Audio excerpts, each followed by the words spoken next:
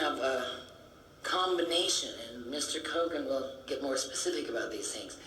We have a combination of very large groups with very separate but harmonious goals who are taking down America, period.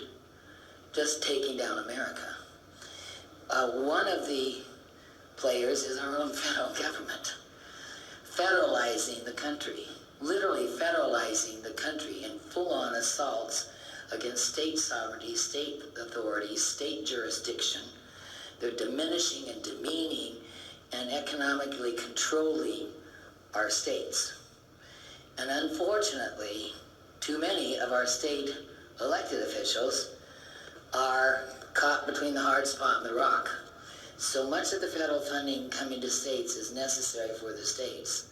So if the phone rings from a federal agency and say, you do this or you could lose your federal funding, that's a problem.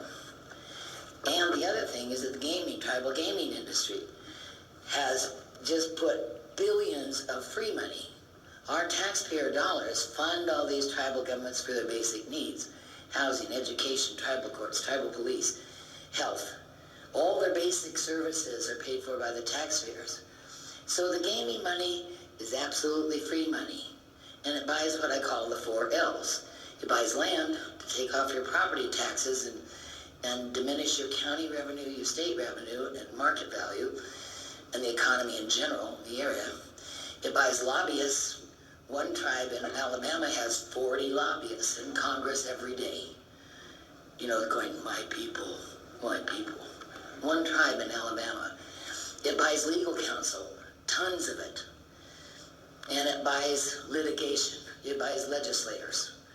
That's the 4th L. It buys literally what I call coin-operated legislators, because tribal governments, now your counties, your states, your cities and towns, may not cut a check to a Republican or political party or participate in America's elections at all.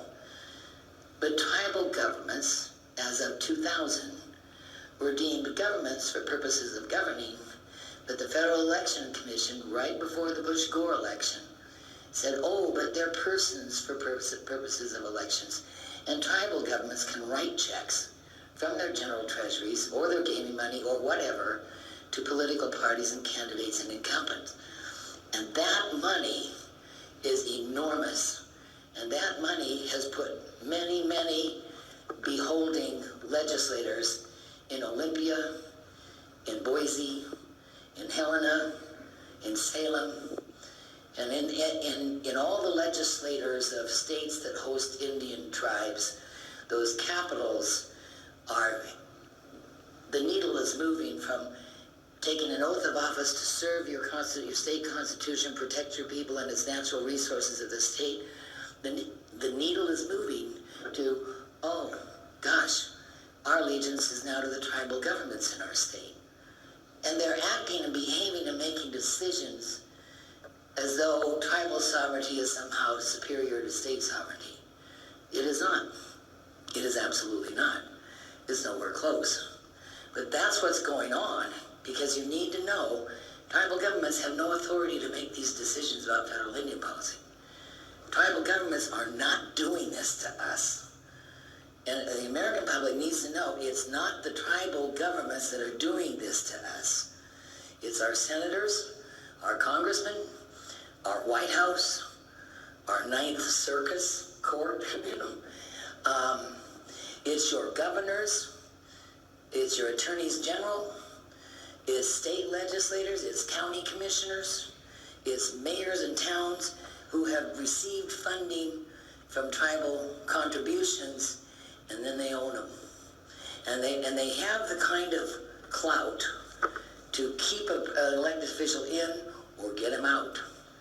And so that has been overwhelming and moving the needle from an allegiance to the state you took an oath of office to serve to, oh gosh, I want to stay in office. I need those tribal contributions. Okay, I'll do this. And that is huge in Congress. It is the worst in Congress, but it is horrific in our state capitals as well. Wonderful exceptions to that, thank God. But that is the prevailing trend. So